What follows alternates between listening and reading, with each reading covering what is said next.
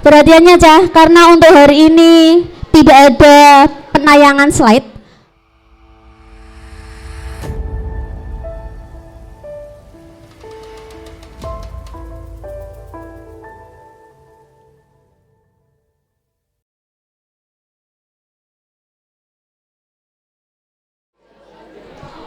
Sebentar, kita nunggu narasumbernya dulu dalam.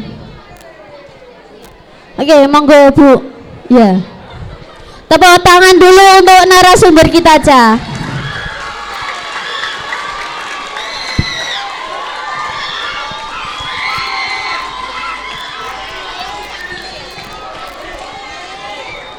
Oke, terima kasih untuk sambutannya terhadap narasumber spesial kita di hari ini.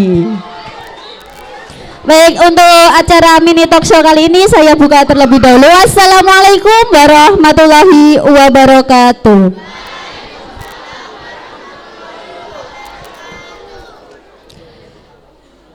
Selamat pagi anak-anak. Pagi, sehat? Alhamdulillah. Semoga dalam kegiatan mini talk show hari ini kalian bisa ikut berkontribusi sebaik mungkin. Gitu nggih? Baik. Saya ucapkan dulu selamat datang kepada Ibu narasumber kita, Ibu Ani Sulistiorini Eskom. Yeah. Baik. Ini adalah narasumber hebat kita, Cah. Beliau adalah seorang pengusaha, bisa dibilang seperti itu ya, Bu ya. Mohon maaf belum bisa. Oh, belum bisa. Tapi menurut kami Ibu sudah seorang pengusaha. Oke, ya. Terima kasih untuk waktunya. Baik, untuk acara hari ini kita tidak terlalu formal ya. Untuk hari ini kita tidak terlalu formal, kita santai namun mengena, gitu ya. Baik, Ibu Ani mungkin untuk memanfaatkan waktu untuk kegiatan mini talk show kita mulai ya. Untuk peserta kita hari ini yaitu untuk kelas 9 Ibu. Kelas 9 ini di semester 2 itu ada tema kewirausahaan dengan topik berwirausaha itu keren. Jadi kenapa kita mengambil topik berwirausaha itu keren? Agar peserta didik nanti bisa memacu untuk mereka berwirausaha di nantinya setelah mereka keluar dari dunia pendidikan. Seperti itu Bu Ani ya. Baik, anak-anak, langsung saja kita mulai untuk mini talk show hari ini. Untuk tema talk show kita hari ini yaitu pemasaran online dan juga pemasaran offline. Jadi barang-barang apapun nanti bisa dipasarkan ya Bu Ani ya, baik melalui offline maupun online ya. Insya Allah bisa semua. Oke, terima kasih Bu Ani. Untuk Bu Ani mungkin bisa perkenalkan diri dulu, karena mungkin anak-anak yang pernah Ibu ajar mungkin masih ingat, tapi untuk siswa yang mungkin belum pernah Ibu ajar mungkin bisa untuk berkenalan terhadap Ibu. Monggo Ibu. Oke. Assalamualaikum warahmatullahi wabarakatuh. Selamat pagi anak-anak semua. Semangat untuk mengikuti P5 hari ini. Oke. Tema kita hari ini keren ya. Siapa takut berwirausaha gitu kan.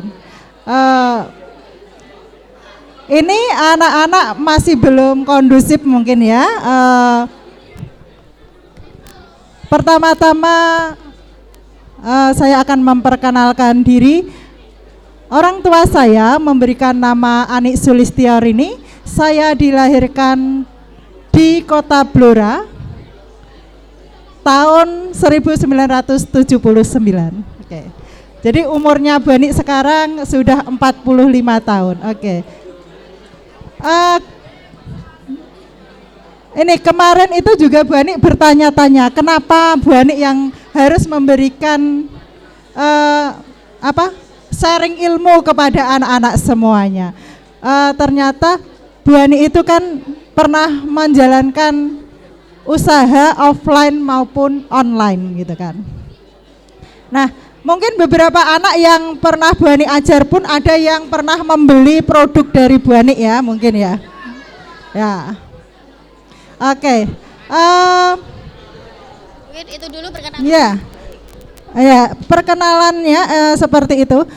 Bu Ani sekolah di Universitas Negeri Universitas Dianuswantoro Semarang, lulus tahun 2001. Kemudian 2006 Bu Ani menjadi guru di SMP Negeri 1 Lasem. Itu perjalanan yang bisa saya sampaikan. Terima kasih. Baik, tepuk tangannya dulu. Baik, Bu Ani ini kelahiran Blora, Ca. Jadi bukan asli Rembang. Beliau kelahiran Blora, kemudian SMP SMA-nya di Blora ya, Bu ya? Iya, saya SMP di SMP Negeri 1 Todanan yang kemarin ke sini untuk iya yang untuk studi Tirun ya. Baik. Ke SMP Negeri 1 Lasem untuk mempersiapkan adiwiyata mandiri. Di sana memang sekolahnya walaupun di pelosok itu luar biasa.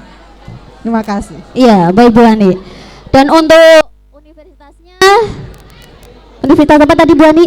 Apa? Universitasnya? Universitas Bu Ani kuliah di Universitas Dianuswantoro yang tidak ada hubungannya dengan guru. Satu perjalanan hidup yang membelokkan Bu Ani menjadi seorang guru, tentu ada cerita sejarah panjangnya. Waduh, berarti beliau itu bukan fakti guru ya Bu Ani? Iya. Bu Ani tidak asli dari keguruan, tetapi Bu Ani mengambil akta 4 di Universitas Muhammadiyah Blora. Saat itu Bu Ani mengajar di SMA Negeri Blora sebagai guru tidak tetap, mengajar TIK kelas 12. Baik, tepuk tangannya dulu Ja. Bu Ani mungkin bisa diceritakan kepada anak-anak mengapa dari yang awalnya bukan basic pendidikan, kemudian ibu mengambil pendidikan. Mungkin bisa diceritakan ke anak-anak yang nantinya siapa tahu dari mereka ada yang ingin menjadi seorang pendidik, Ibu. Monggo. Baiklah, terima kasih.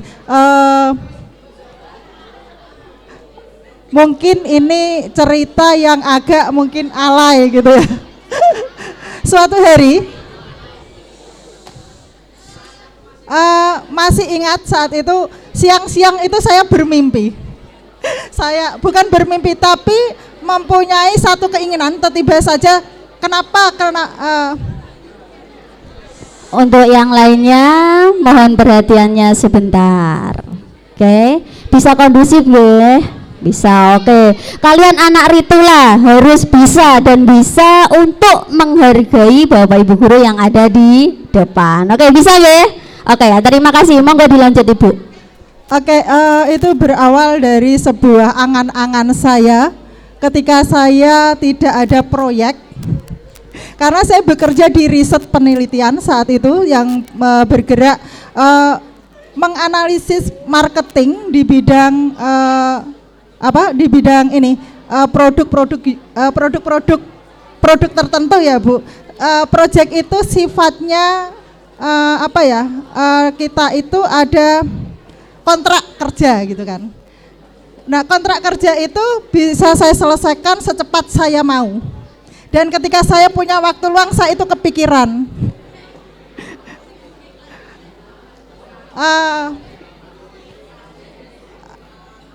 pengen jadi guru di sekolah favorit. Itu mimpi pertama saya. Akhirnya saya menghubungi teman saya, kemudian saya menghubungi teman saya saat itu, kemudian diberitahu pergi saja ke Blora, ke Cepu, nanti saya akan kenalkan dengan seseorang gitu kan. Ketika saya berangkat ke Cepu itu saya tidak berpikir lama, hari itu juga saya naik kereta menuju ke Cepu, karena saya memang sedang tidak ada proyek saat itu. Sesampainya di Cepu, kemudian saya diantarkan ke sebuah lembaga komputer, lembaga namanya Kreatif Komputer yang diampu oleh Bapak Aris almarhum, karena Covid kemarin beliau meninggal gitu kan. Itu titik balik saya. Saat itu saya hanya main hanya main ke lembaga tersebut. Karena saya background saya komputer, saya main ke beliau, kemudian kami bercerita dan nyambung. Dari situlah kemudian saya ditawari, Bu, ini ada lowongan di SMA Negeri 1 Blora. Saya nervous. Kenapa nervous? Karena saya sekolah aja nggak di SMA 1 Blora gitu kan. Saya sekolah di SMA Negeri 2 Blora. Saya shock, maaf Pak, ketinggian kalau saya mengajar di SMA Negeri 1 Blora. Saya saat itu berusaha menolak dan nego, Pak saya nyari di SMP saja, anaknya yang masih kecil-kecil, saya gitu. Kemudian sama Pak Ares, Bu, lihat lamaran yang ada di saya itu setumpuk, gitu kan. Lamarannya itu setumpuk anak-anak, lamaran setumpuk. Dan dari sekian yang melamar, saya hanya melihat jenengan yang sanggup mengajar di SMA Negeri 1 Blora saat itu. Berarti keren, termasuk keren Ibu ya. Dari beberapa tumpukan hanya satu yang terlihat, namanya beliau. Wah, begitu keren sekali. Lanjut Bu, monggo. Ya, saat itu masih tidak percaya diri dan saya tetap kekeh, saya tidak mau ditempatkan di SMA Negeri 1 Blora. Bagaimana kalau yang dekat dengan rumah saya, Todanan gitu kan. Saat itu beliau, kalau jenengan Mbak tak kasih tahu gitu kan, tidak semua orang saya beri kesempatan, ambil kesempatan ini, tunjukkan untuk kembali ke tanah kelahiran. Tapi saya tetap tidak percaya diri. SMA Negeri 1 Blora yang notabene anak pejabat dan anak-anak peringkat atas itu berada di SMA Negeri 1 Blora. Sekolahnya Bu Yeni. Bu Yeni sekolah di SMA Negeri 1 Blora. Bu Yeni tetap tidak percaya diri sampai akhirnya malam itu dikasih waktu, semalam ini saya tunggu berpikir, besok pagi saya tunggu di SMA Negeri 1 Blora. Semalam itu saya gak tidur, saya mikir, saya belum izin orang tua, tetapi saya akhirnya bergerak. Kan kamu punya kamu punya angan-angan mengajar di sekolah favorit. Ini peluangmu, ambil dan buktikan kamu bisa gitu kan. Akhirnya tanpa ragu pagi bismillah Bu Ani ke SMA Negeri 1 Blora. Saat itu juga dipersilahkan mengajar di hari itu juga, tetapi Bu Ani masih nawar. Bu Ani masih terikat kontrak sampai dengan akhir tahun dengan perusahaan X gitu kan.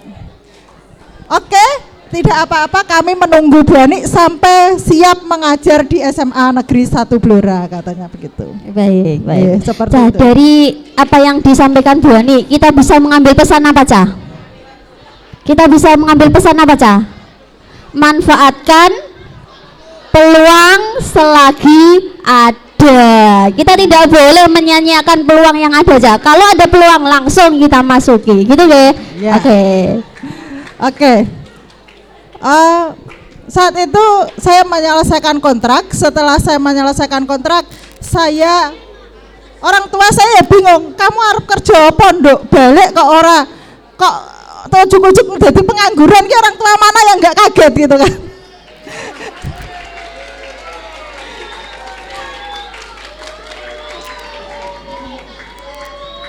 Saya tidak berani bercerita sebelum saya masuk ke SMA Negeri 1 Blora. Kemudian saat itu saya tidak punya komputer, saya beli komputer dari uang yang saya pegang. Saya beli komputer saat itu masih Pentium 4 ya, kalau sekarang sudah nggak ada ininya. Saat itu saya membeli Pentium supaya saya bisa mengajar sesuai dengan keilmuan saya. Kemudian bulan Januari di 2005 itu saya mulai mengajar di SMA Negeri 1 Blora. Oke, itu perjalanan singkat ya Bu, dan butuh perjuangan, butuh pilihan yang matang untuk menentukan bahwa saya mau menjadi seorang pengajar. Seperti itu ya Bu Ani. Iya. Kapan lagi saya bisa berbagi ilmu saya di daerah kelahiran saya? Itu tujuan utama saya. Tetapi ternyata Allah itu menentukan lain gitu kan. Saya baru belum ada 4 bulan ada pendaftaran CPNS di Kabupaten Rembang. Akhirnya saya mendaftar. Saat itu saya mendaftar dengan formasi tiga formasi guru SMP. saya mendaftar di situ yang mendaftar ada 19 orang. Satu ruang itu 19 ruang. Oke. Saat itu saya juga sudah pesimis. Saat tes itu saya tidak persiapan anak-anak. Saat tes itu saya tidak persiapan karena saya mengantarkan anak lomba OSN tingkat provinsi. Masih ingat anak-anak saya menang tingkat kabupaten, kemudian saya harus mengantar ke provinsi. Tapi saat itu saya memberanikan diri matur kepada wakil kepala sekolah saat itu karena memang belum punya kepala sekolah saat itu PLT ya. Matur, Bapak besok saya mau tes CPNS di Kabupaten Rembang. Sampai maghrib itu saya masih di sekolah anak-anak, masih menyiapkan anak-anak yang mau berangkat olimpiade sebanyak 5 orang dari berbagai macam mapel. Karena memang saat itu yang bisa mengakses internet baru guru TIK gitu kan. Jadi untuk pembinaan setiap saat itu saya membina anak-anak tersebut. Kemudian paginya subuh itu saya sudah berangkat ke Rembang karena saya tidak pernah tahu namanya Rembang. Berarti dulu pas di Blora tidak pernah main ke Rembang ya Bu ya? Pernah tapi sekali karena saat itu kan masih kuliah itu di Pentungan sana Bu. Teman saya itu ada di daerah Pentungan gitu kan. Dari situlah saya mengikuti mengikuti tes CPNS. Dan di situ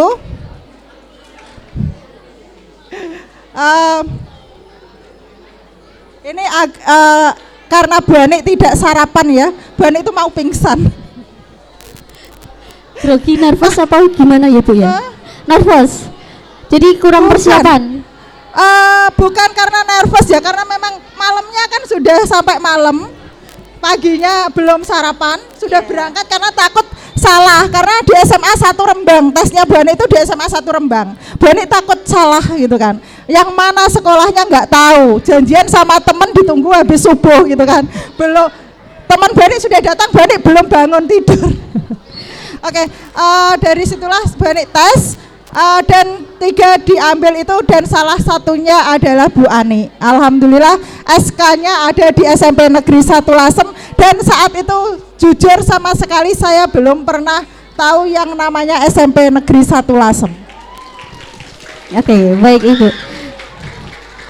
Mungkin untuk itu cukup. Jadi gini ya, Bu Ani dari hatinya dia ingin mengajar di sekolah favorit. Di Blora mengajar di SMA Negeri 1 Blora yang notabene adalah sekolah favorit dan keterima CPNS di SMP Negeri 1 Lasem yang notabene juga sekolah favorit. Berarti sesuai dengan keinginan hati ya Bu Ani. Semuanya berawal dari mimpi di siang bolong. Oke. Karena saya lagi.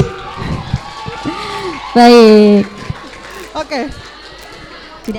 Ternyata Allah itu gini, jadi jangan takut bermimpi, intinya begitu. Jangan pernah takut bermimpi. Allah pasti mendengar doa-doa terbaik dari kita semuanya. Baik. Jadi intinya kita jangan takut bermimpi, Ca. Kita jangan takut untuk bercita-cita. Wujudkan cita-cita kalian dengan usaha yang luar biasa. Itu yang dapat kita petik dari cerita yang disampaikan oleh Bu Ani. Baik Bu Ani, untuk memanfaatkan waktu kita langsung saja. Untuk perkenalannya sudah nggak Cah ya? Sudah. Baik, kita langsung ke materi saja, yaitu untuk mini talkshow kita hari ini, yaitu tentang pemasaran produk melalui online maupun offline. Ibu Ani mungkin bisa di-sharingkan kepada anak-anak produk atau barang apa yang Ibu pasarkan, gitu nggak Ibu? Monggo. Oke, anak-anak,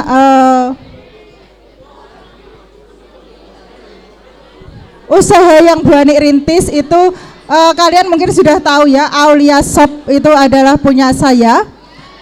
Berawal dari jauh dari keluarga, jauh dari saya berasal dari Kabupaten Rembang, suami saya berasal dari Kabupaten Purwodadi. Jadi kami pendatang dua-duanya di sini tanpa keluarga dari pihak suami maupun saya. Untuk semua kesulitan tidak mungkin kami meminta tolong kepada saudara yang berbeda kota gitu kan. Nah akhirnya karena ingin mencukupi kebutuhan yang tentu saja tidak sedikit sebagai pendatang, kemudian saya juga berkeinginan punya rumah sendiri, punya keinginan hidup yang layak, supaya di masa tua saya lebih baik dan tidak bekerja keras, maka saya mencoba memberanikan diri untuk membuat sebuah usaha yang saya gadang-gadang bisa membantu perekonomian keluarga saya. Baik, itu bisa menjadi motivasi juga ya Bu Ani. Mungkin itu motivasi Bu Ani untuk membuka usaha.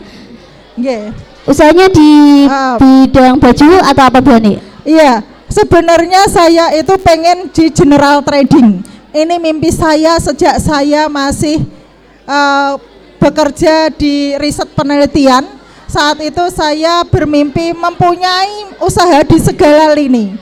Tetapi kembali lagi, banyak tantangan internal dan eksternal yang sangat mempengaruhi dalam keputusan saya membuat usaha.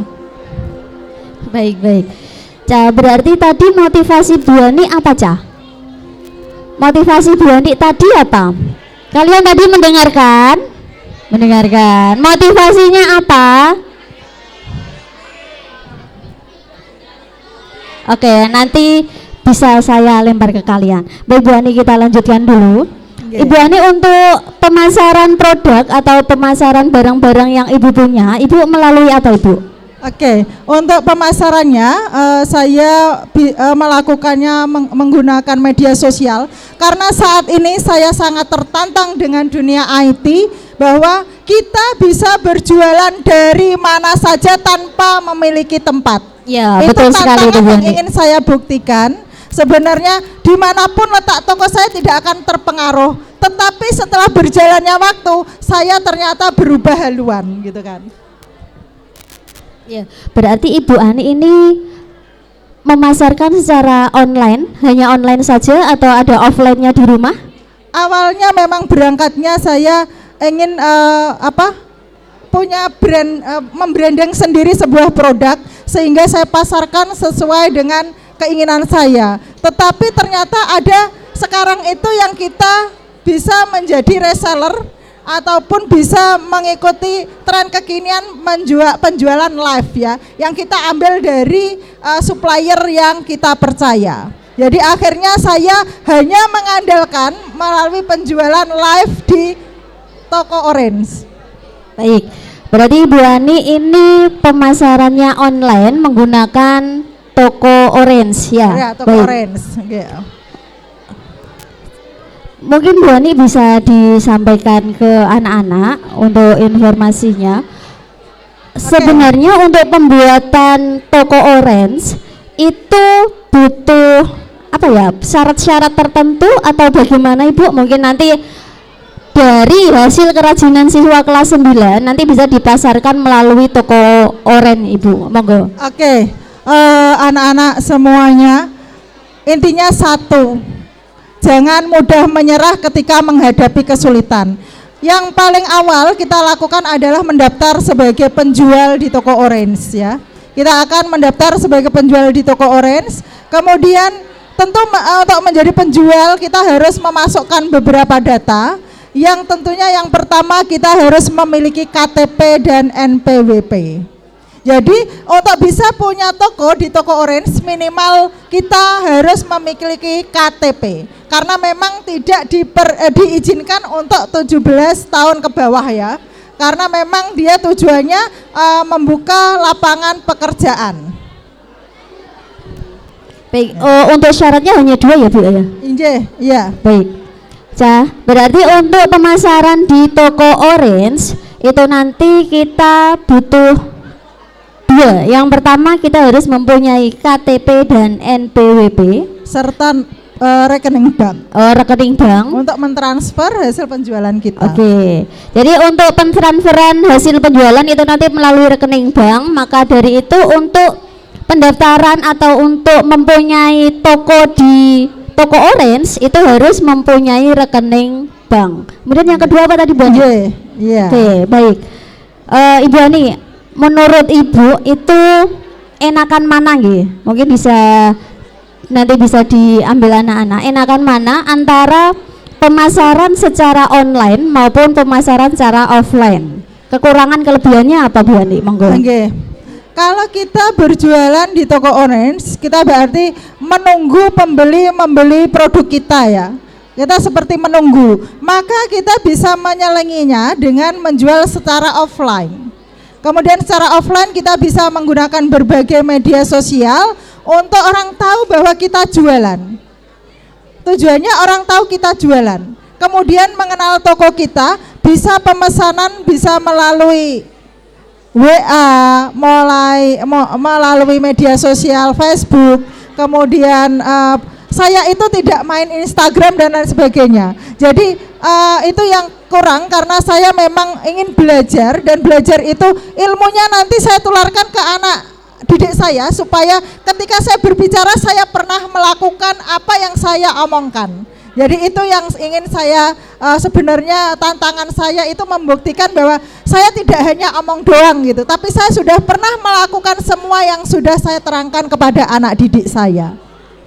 Baik Ibu, berarti gini, untuk kekurangan dari toko online kalau bisa saya simpulkan, berarti untuk toko online itu kita tidak bisa memasarkan dengan cepat nih, karena kita menunggu pembeli untuk masuk ke dalam keranjang kita, gitu nggak Bu Andi?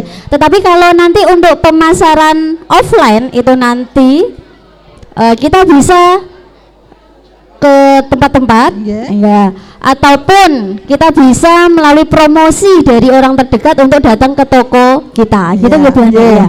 Oke, untuk itu Bu Andi, untuk pemasaran secara online Bu Andi di toko Orange itu nanti misalkan kita mau live Bu Ani.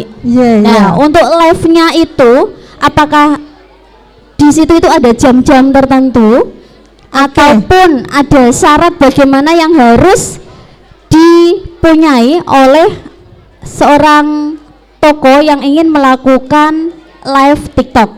Live TikTok atau live toko Orange ya Bu Ani? Iya. Live di toko. Saya sebut saja mungkin ya biar jelas ya. Oke, mungkin orange itu apa, hijau itu apa, kuning itu apa gitu kan. Oke, tahun 2023 saya membuat toko offline. Jadi saya punya toko di depan rumah saya, tetapi karena letak rumah saya itu kan tidak punya tetangga ya. Mungkin anak-anak yang pernah main ke rumah saya sudah pernah lihat posisi rumah saya. Rumah saya itu tidak punya tetangga. Tetapi dari situ saya sebenarnya ingin melalui media sosial kita kok bisa promo dan orang datang. Iya, tapi ternyata menunggu itu juga tidak menghasilkan hasil yang maksimal. Maka Bu Ani sambil nunggu toko itu ada saran dari beberapa teman itu dari Bu Jenny, Mbak Ani, Bu Ani kenapa nggak sekalian pakai itu Shopee affiliate gitu ya. Awal sudah daftar, saya sudah daftar di Shopee affiliate, saya masih ragu untuk melakukan live Shopee gitu kan. Kenapa? Aku lah izin karo murid-muridku loh. Ini ilmu, ternyata saya mikirnya gini, itu ilmu dan itu harus saya taklukkan lagi gitu kan. Maka saya di awal bulan Mei 2024 saya mulai bismillah, saya ajaran live. Jadi di Mei 2024 itu pertama kali saya memulai live, berarti saya belum sampai 1 tahun ya untuk live ini. Saya terkejut, hasilnya melebihi ekspektasi yang saya prediksi selama ini. Itu yang saya lakukan. Baik, kira-kira omset tertinggi Bu Ani, biar anak-anak ini tertantang. Omset tertinggi yang pernah Ibu peroleh dalam sehari itu berapa Bu Ani? Saya berjualan tanpa modal dengan menjadi reseller dari toko-toko yang tentu sudah saya tahu produk dan kualitasnya. Saat itu di penjualan tertinggi saya komisi tanpa saya modal ya. Saya dapat komisi dari live yang saya lakukan. Itu kemarin saya ini ya. Itu di sekitar 450.000 dalam 1 hari. Oke. kita hanya bermodalkan PD satu, karena kita harus berani ngomong ya Bu, Iya. karena itu live. Harus PD, kemudian harus pintar berbicara, kemudian modal kuota ya Bu ya. Iya, Oke. kalau pakai Kita hanya wifi kan bermodal kuota bebas, saja gitu. ya. Kita pakai wifi saja. Oke, pakai wifi saja Ca. Jadi lebih irit. Nah, hanya bermodalkan 3 dalam sehari itu bisa menghasilkan 400 berapa Bu nih? 450 ribuan Ca. Dengan jumlah 72 pesanan. Wah, keren. 72 pesanan dalam waktu 1 hari. Tanpa keluar modal untuk barangnya, Ca. Karena beliau hanya bersifat sebagai reseller ya, Bu ya. Baik. Jadi kalian nanti kalau misalkan ingin berwirausaha, Ca, Harus ada niat yang kuat. Kalau tidak ada, semua orang artinya begini kesimpulannya. Semua orang bisa melakukan asal ada niatan, gitu kan. Jadi jangan takut memulai, intinya begitu. Kalau kita takut terus, yaitu tadi sampai 1 tahun baru hanya punya toko yang kadang dibuka, kadang tidak, gitu kan. Kalau ada yang ke rumah baru dibuka, karena kan Bani juga nggak punya banyak waktu. Ternyata sambil nunggu toko di malam hari, Bani melakukan live Shopee, dan itu ternyata luar biasa hasilnya. Bani sampai kaget, nggak percaya saat itu. Oh pantes ya, kita nggak tahu, dikira orang itu pengangguran naiknya mobil, tak kira duwe tuyul. Ternyata mereka sudah secanggih itu dan saya yang ketinggalan informasi ternyata. baik. Mungkin ini nanti bisa menjadi inspirasi bagi anak-anak. Jadi kalian kalau ingin berwirausaha, jangan menunggu modal dulu. Modal itu nanti bisa dicari selama berjalan. Seperti Bu Ani, nanti bisa kalian menjadi reseller terlebih dahulu. Jadi menjualkan barang orang lain ya Bu, kalau reseller itu. Menjualkan barang orang lain. Mempromosikan produk orang lain, tapi ya kita harus tahu produk tersebut. Kita yakin, kita beli dulu produknya, kemudian kita belajar mereview produk tersebut supaya kita memberikan informasi yang benar terhadap konsumen. Jangan sampai toko yang kita jadikan reseller itu ternyata toko yang abal-abal, gitu kan, yang tidak misalkan pemesanannya, pengirimannya tidak sesuai waktu. Itu yang juga harus kita pikirkan. Jadi kita harus tahu jadwal pengiriman toko-toko tersebut, gitu kan. Baik Bu Ani, ini perbincangan yang sangat menarik. Tapi sebelum saya lanjutkan, mungkin dari audiens ada yang ingin bertanya. Ada yang ingin bertanya untuk narasumber kita?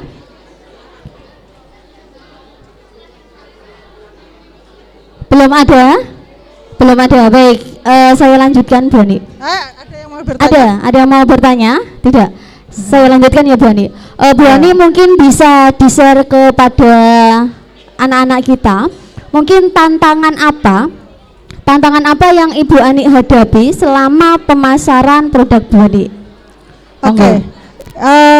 Ini ya anak-anak, kalau kita live itu kan kompetitor kita, pesaing kita, itu kan semua orang bisa melihat live kita ya. Kalau dia tahu toko kita laris, ikut tidak dia mempromosikan produk yang serupa, pasti akan ditiru oleh akan ditiru oleh orang lain gitu ya. Akan ditiru oleh orang lain. Mereka akan melihat produk-produk yang yang kita jual, kemudian juga mereka mempromosikan. Itu seringkali Bu Ani bisa lihat dari performa penjualan saya. Oh, yang ternyata yang beli ke saya itu malah afiliat semua, gitu kan. Oh, mereka berarti juga kita butuh inspirasi kadang-kadang. Makanya kita yang pertama tantangannya kita harus tentunya up to date terhadap perkembangan fashion kalau kita bekerja di bidang fashion.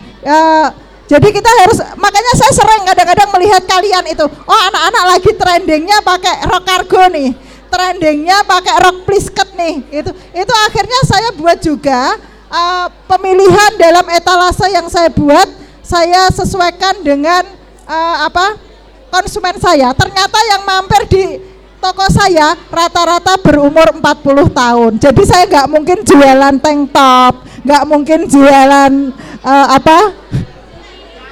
bikini, gitu kan. Iya. Makanya saya juga menyesuaikan. Saya lihat viewer saya itu rata-rata rank umurnya adalah 40 sampai 50 karena mungkin yang ada di kontak saya, di kontak pertemanan saya itu ada di rank usia tersebut. Berarti untuk penontonnya itu ada kaitannya dengan kontak ya Bu ya? Iya, Oh, ada di seperti kontak itu. kita. Maka harus cari produk yang sesuai dengan pasar sesuai umur kita. Karena apa? Di Shopee itu kita harus punya akun Instagram maupun Facebook ketika kita mendaftar dari affiliate. Kita harus diwajibkan punya media sosial yang followernya ada follower minimal kan, TikTok juga kan. Nah itu ada follower minimal Bu. Jadi karena follower saya rata-rata kan seumuran saya, jadi target penjualan saya juga di market penjualan saya di rank usia saya. Gitu-gitu. Baik, Bu Ani mau tanya, untuk yang di Shopee itu ada targetnya tidak? Untuk di Shopee itu tidak ada target, kita free bebas mengatur jam live kita. Maka kita harus pandai-pandai memilih jam untuk live. Kalau Bu Ani karena terbentur dengan masalah, Bu Ani juga bekerja sebagai ASN, maka saya hanya bisa live di jam setelah Isya Bu. Saya tidak mau mengganggu kegiatan ASN saya hanya live 1 jam dalam 1 hari, itu di jam 7:30 sampai jam 9, maksimal jam 9:30. Jadi saya tidak pernah live melebihi 1 jam karena memang saya hanya mempertahankan ini saja. Hanya di saat-saat libur dan target-target jam tayang tertentu saya akan melakukan live yang lebih lama.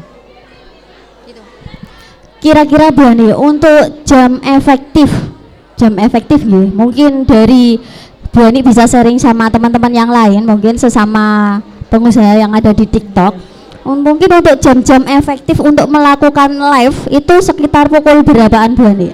Mungkin bisa nanti di share infonya kepada anak-anak. Oke, begini anak-anak, tidak semua jam itu ada promo Shopee-nya ya. Kita akan mendapat promo Shopee itu misalkan di jam 12 siang sampai jam 2. Itu pun semakin ke sini itu aturan dalam live itu semakin ketat. Jadi tidak mudah melakukan live. Karena apa?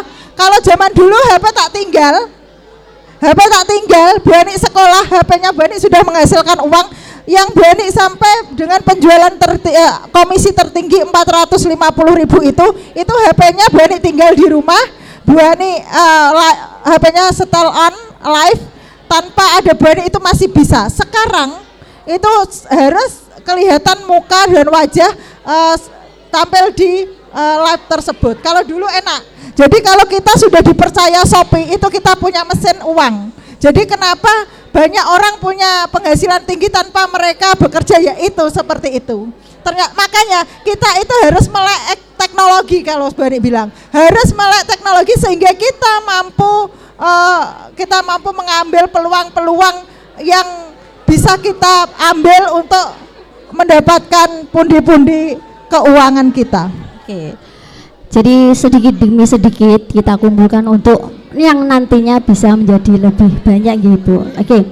Saya tawarkan lagi kepada audiens, mungkin ada yang ingin bertanya sebelum saya lanjutkan ke narasumber. Ada yang ingin tanyakan? Mungkin ada yang mau bertanya. Ya, silakan. Dikasihkan mic-nya saja. Enggak dikasih mic. Kasih.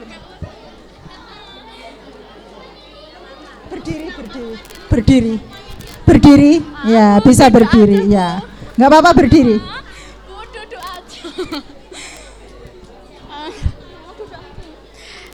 Bu Ani kan bisa dibilang sudah cukup berhasil ya sebagai reseller ini berwirausaha. Jadi target Bu Ani untuk selanjutnya gimana? Apa Bu Ani langsung mau jadi sellernya langsung gitu? Iya. Pertanyaan yang bagus, Bu Ani kedepannya seperti apa gitu Iya, kan sudah dapat penghasilan dari pundi-pundi di toko Orange atau di Shopee. Apakah nantinya akan beralih ke sebagai usahawan atau usahawati atau tetap menjadi dua-duanya? Monggo Ibu. Anak-anak semuanya, makanya saya sering bilang jangan takut bekerja keras sekarang daripada kita nanti dipaksa bekerja keras di usia tua ya. Nah ini sama karena faktor umur, kemudian Bu Ani juga kurang begitu karena keterbatasan waktu. Bu Ani pernah kepikiran membranding produk sendiri dengan nama Asta Trendis. Jadi Bu Ani punya branding sendiri yang ingin Bu Ani kembangkan ke depannya. Ini sudah Bu Ani mulai branding itu Asta Trendis. Jadi nanti pengen punya produk sendiri yang tidak menjual punya orang lain. Tetapi untuk sementara ini dalam perjalanan kita itu harus mikir modal kita berapa. Kalau modal kita belum cukup, maka kita hanya perlu berpikir bagaimana kita hidup untuk saat ini gitu kan. Kecuali kalau nanti kita sudah punya modal yang kuat, branding kita yang sudah kita impi-impikan, kita launching gitu. Terima kasih. Baik, bagaimana Mbak Kaira? Mungkin ada yang ingin ditanyakan lagi dari audien yang sebelah sana? Ada yang ingin ditanyakan? Sudah paham yang dijelaskan oleh Bu Ani? Tidak ada yang ingin ditanyakan? Mungkin kalian pengen bertanya, Bu, bagaimana caranya agar kita bisa dipercaya oleh reseller? Mungkin ada yang bertanya seperti itu. Bu, bagaimana kita bisa mengetahui reseller itu pengirimannya baik atau tidak? Mungkin ada yang mau bertanya seperti itu? Tidak ada? Mungkin bisa dijawab Bu Ani, bagaimana caranya Bu Ani? Oke, ketika saya memasang etalase produk tertentu di toko saya biasanya melakukan checking terlebih dahulu. Artinya, saya akan membeli produk untuk saya sampel. Karena yang berada di yang mampir di toko saya itu seusia dengan saya 40-an dan rata itu ASN itu yang saya manfaatkan. Jadi saya produk paling best seller di toko saya itu adalah PDH. Karena saat ini kan seragam ASN itu berganti-ganti ya. Maka Bu Ani mengambil kesimpulan, Bu Ani itu pertama kali jadi seragam Bapak Ibu guru yang Bu Ani yang pesan ke Bu Ani itu Bu Ani ambilkan dari sana. Berarti Bu Ani sudah tahu kualitasnya dong. Dan bagaimana pengirimannya on time. Ternyata pengirimannya on time, barangnya tidak ada perubahan. Kemudian pesanan-pesanan dari sekolah-sekolah juga saya ambilkan dari sana. Maka saya yakin 100% ketika saya mereview produk tersebut, saya bisa memastikan konsumen tidak akan kecewa. Baik, itu berarti yang harus kalian lakukan apabila nanti kalian memasarkan barang dari orang lain, bukan barang kalian sendiri, gitu ya, Bu Ani. Mungkin bisa dibagikan informasi kepada siswa kita, bagaimana kilas balik perjuangan Bu Ani di dalam usaha ini selama 1 tahun terakhir ini, Bu Ani. Oke, kilas baliknya ya. Di bulan biasanya penjualan itu ramai itu di saat-saat liburan. Di saat-saat liburan, kemarin itu momennya pas ya, ketika ada surat edaran bahwa ASN harus menggunakan PDH putih gitu kan. Otomatis semua orang pencariannya PDH putih dong.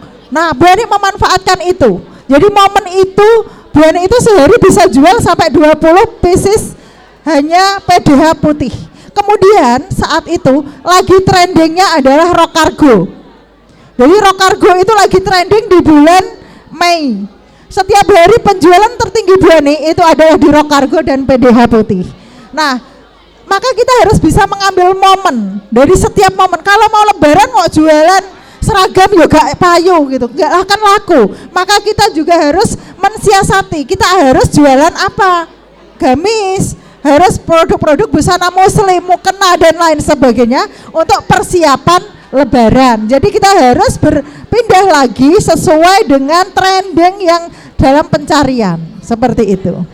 Baik Bu Ani, berarti yang dapat saya simpulkan bahwa agar toko kita itu bisa berjalan, maka kita harus pintar-pintar membaca peluang. Seperti Iya. itu ya Bu Ani ya. Harus pandai membaca peluang yang ada, gitu kan. Menyesuaikan dengan kebutuhan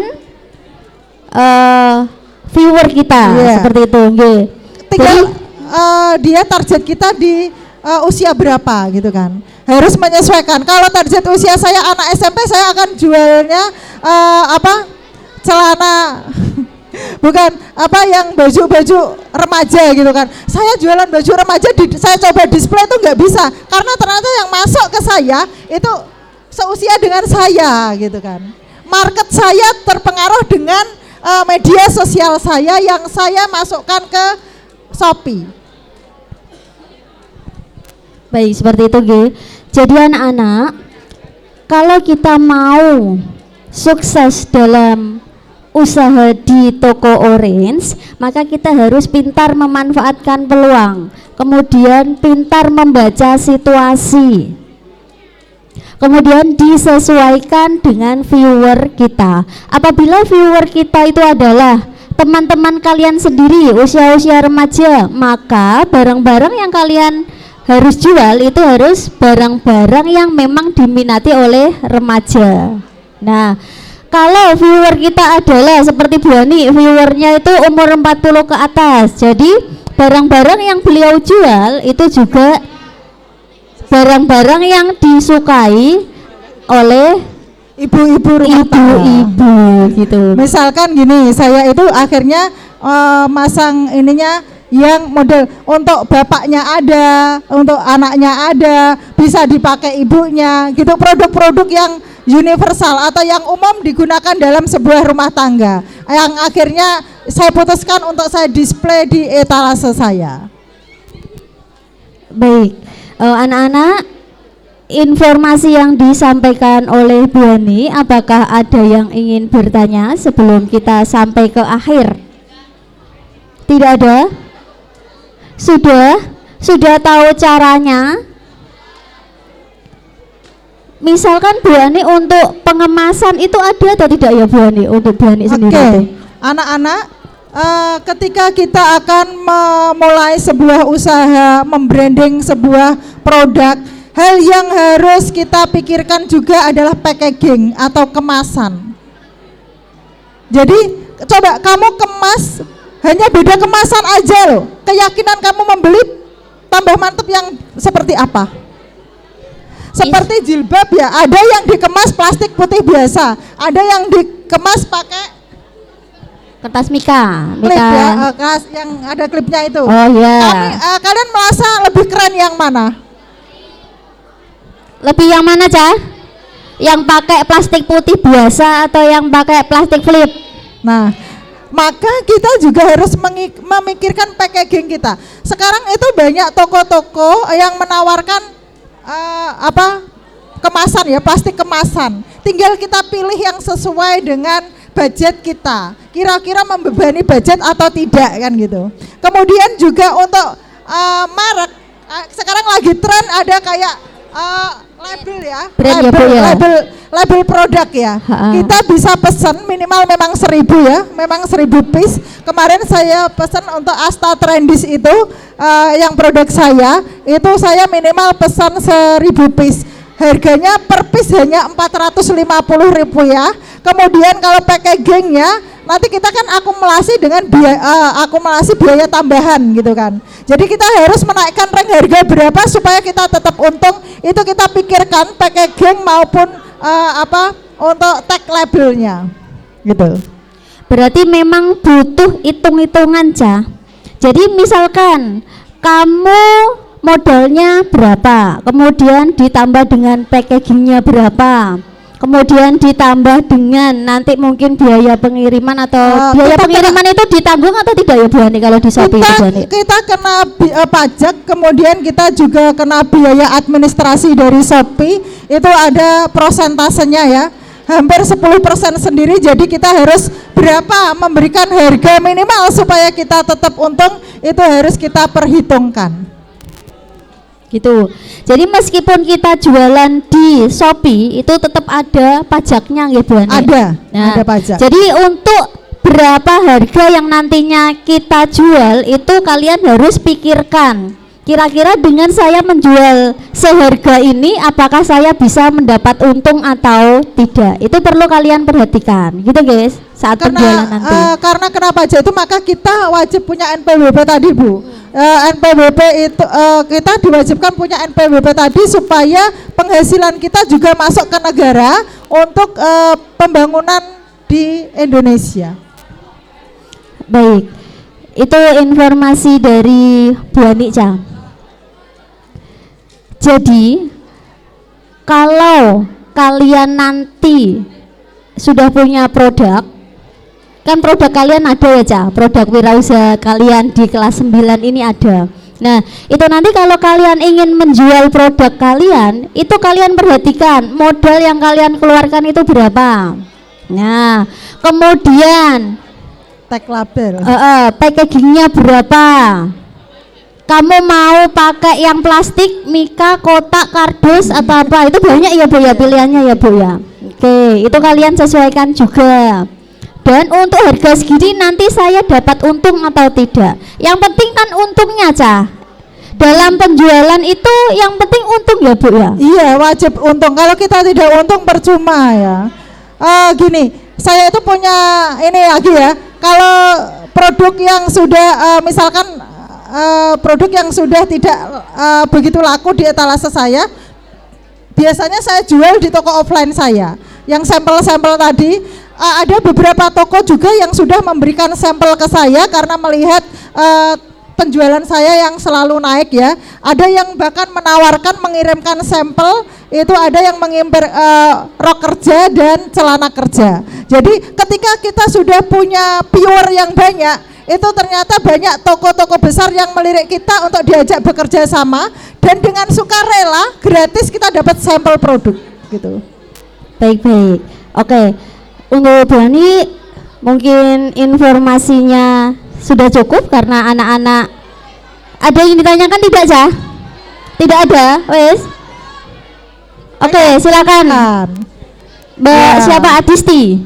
Ya, Mbak Adisti apa yang mau ditanyakan Mbak Adisti? Ya silakan. Mungkin bisa maju ke depan Mbak Adisti. Ya. Nah, jadi kalian harus berani Ca. Apabila ada sesuatu yang kurang kalian pahami, silakan bisa bertanya gitu. Oke, silakan Mbak Adisti. Ya, yang mau ditanyakan apa? Pada saat kita berjualan dan peminat pembeli sedikit bahkan hampir tidak ada, bagaimana solusinya ke depannya Bu? Gitu, nggih. Bagaimana solusinya Bu Ani apabila peminat dan viewernya sedikit? Oke. Anak-anak tentu berjualan itu semua orang bisa. Saya yakin semua orang bisa berjualan.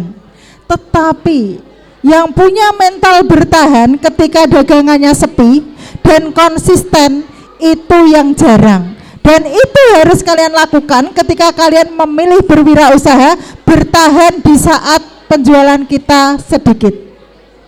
Maka kita harus bersabar, dan kita anggap saja ketika kita berjualan ramai, ya kita tabung terlebih dahulu untuk persiapan kalau pas mungkin saya seperti sekarang ini Indonesia kayaknya sedang tidak baik-baik saja di bidang perekonomian. Tingkat penjualan melemah, produksi juga melemah, sehingga ini terlihat sekali Bu. Ini terlihat sekali dibandingkan 6 bulan yang lalu, kita masih di penjualan yang paling luar biasa. Di bulan-bulan ini, di mulai akhir tahun sampai awal tahun itu penjualan memang sedang terpuruk. Bahkan Shopee pun mengulangi promosinya, harga-harga promonya dikurangi semua. Demikian. Baik. Jadi Mbak Adisti, apabila dagangan kita sepi, viewer kita sedikit, jadi hal yang perlu kita punya itu adalah mental bertahan. Itu satu.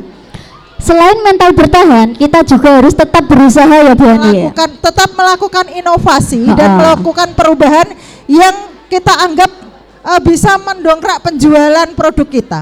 Nah, itu ada dua, mental bertahan terus berinovasi untuk mendongkrak penjualan. Gitu nggih? Ada yang tanyakan lagi? Ada yang mau bertanya? Amel? Pikwi? Ada? Atau sudah cukup? Mungkin Tika mau bertanya? Silakan. Ayo Tika, silakan Mbak Tika. Ya, saya mau bertanya, kenapa kok kalau kita beli di live itu biasanya harga produknya itu lebih murah, padahal kalau kata Bu Ani lebih menguntungkan lewat live gitu. Oke, terima kasih. Monggo dijawab Bu Ani. Kenapa untuk barang-barang yang di live kan itu kok harganya lebih murah? Kenapa? Apakah itu barang-barang yang tidak laku terjual atau bagaimana Bu Ani? Monggo. Ini kalau saya bicara akan membongkar semuanya. Berarti ini termasuk rahasia ya, tidak boleh dibongkar atau bagaimana Bu Ani? Tetap saya akan sampaikan karena demi anak-anak tercinta saya semuanya. Oke.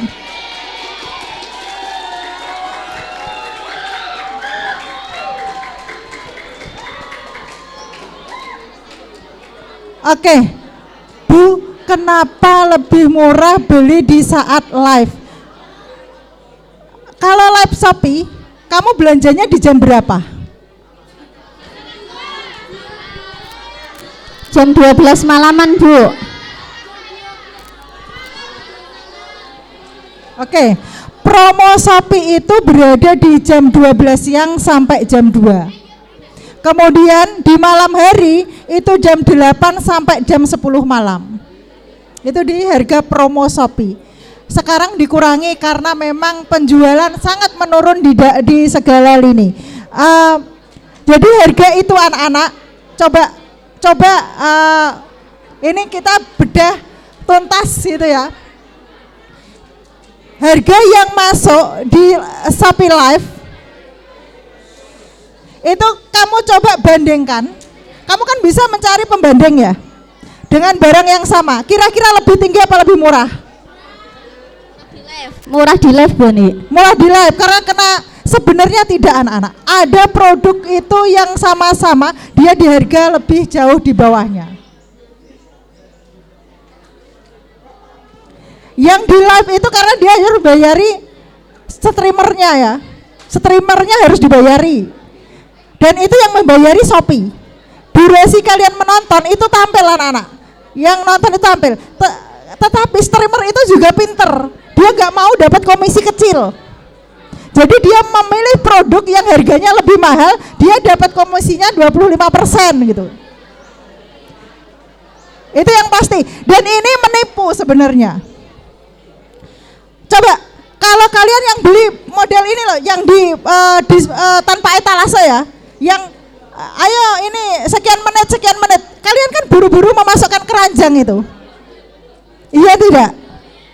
Terus ketika datang sesuai tidak dengan ekspektasi kalian? Trik itu.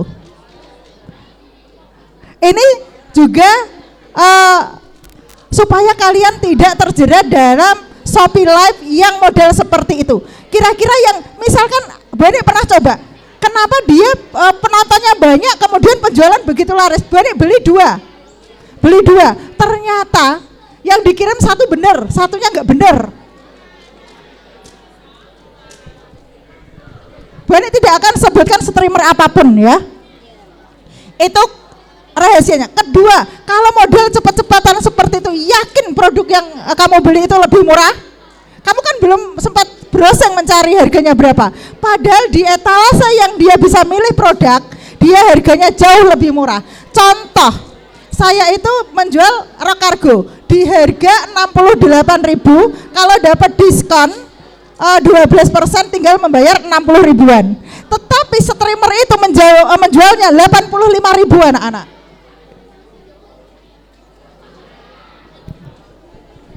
Jadi itu ya Bu Ani, perasaan kita itu sudah mendapat harga murah tapi sebenarnya tidak. Ye, berarti kita di itu ya Bu Ani ya. Pernah ngerasa begitu enggak? Kita merasanya bahwa kita ya? itu dapat harga murah tok Bu Ani. Kita merasa bahwa oh murah cah, tak beli saja. Kita merasanya seperti itu. Nah, jadi setelah kita sharing info dengan Bu Ani, kita jadi tahu cah, ternyata beli di live itu ada kekurangannya, gitu Iya. Bu Ani. Makanya saya tidak mau seperti itu. Saya pilih bekerja sama dengan supplier, saya masukkan ke etalase. Konsumen bisa memilih produknya sesuai dengan deskripsi produknya. Jadi saya meyakinkan ketika saya promo itu, saya review produk, saya yakin betul review yang saya sampaikan betul adanya. Tidak ada kekurangan, tidak ada sama persis dengan produk yang saya review. Seperti itu. Ya, jadi dalam berbelanja kalian harus pintar-pintar dalam memilih barang, gitu ya. Jangan terkecoh dengan harga murah. Kan biasa kan, ini biasa di harga 200.000, ini saya jual di harga 150.000. Waktu belanja saya hitung 2 detik, 2 menit gitu kan. Hasilnya puas? Tidak Nah, sesuai ekspektasi. Kita harus katanya bongkar anak-anak. seperti itu. Jadi gini anak-anak, lebih baik pilih etalase. Kalian bisa memilih produknya, membaca deskripsinya, yakinkan diri pilihan sesuai dengan deskripsi baru beli. Baik, seperti itu Geja. Bu Ani, ini di waktu terakhir mungkin bisa ada pesan untuk anak-anak dalam nantinya mereka dalam berwirausaha, Ibu Ani. Monggo. Oke, pesan-pesan Bu Ani untuk kalian semua. 1, bekerja keraslah mulai dari sekarang, daripada kita nanti dipaksa bekerja keras di saat raga kita sudah rapuh. Baik, tepuk tangan dulu untuk narasumber hebat kita, Bu Ani Sulistiani Eskon. Baik, anak-anak, untuk mini talkshow hari ini kita cukupkan. Semoga dari mini talkshow ini kalian bisa memetik ilmu yang disampaikan oleh Ibu Ani dalam kegiatan berwirausaha. Jadi semoga untuk mini talkshow kali ini bermanfaat untuk kalian semua.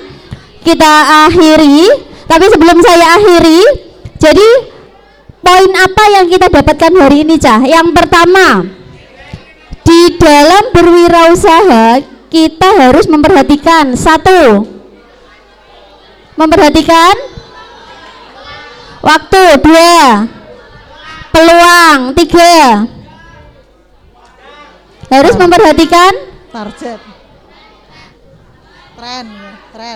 tren. Nah, tren itu harus kita perhatikan. Kemudian yang kedua, apabila kita sebagai seorang wirausaha, kita harus mempunyai mental. 1, percaya diri. 2, pandai berbicara. 3, mental bertahan. 3, 4, Kreatif. selalu berinovasi. Nah, itu pelajaran yang dapat kita petik dari mini talk show hari ini. Bu Ani, terima kasih atas informasi yang telah di-sharingkan kepada anak-anak kita. Semoga nantinya anak-anak kita bisa sukses dalam berwirausaha. Ya, amin, Allahumma amin. Semoga semuanya menjadi wirausahawan yang sukses. Amin, amin, amin ya rabbal alamin. Baik, saya akhiri untuk mini talk show hari ini. Terima kasih. Wassalamualaikum warahmatullahi wabarakatuh. Waalaikumsalam warahmatullahi wabarakatuh. Apabila ada sampah diambil kemudian dibuang di tempat sampah. Terima kasih.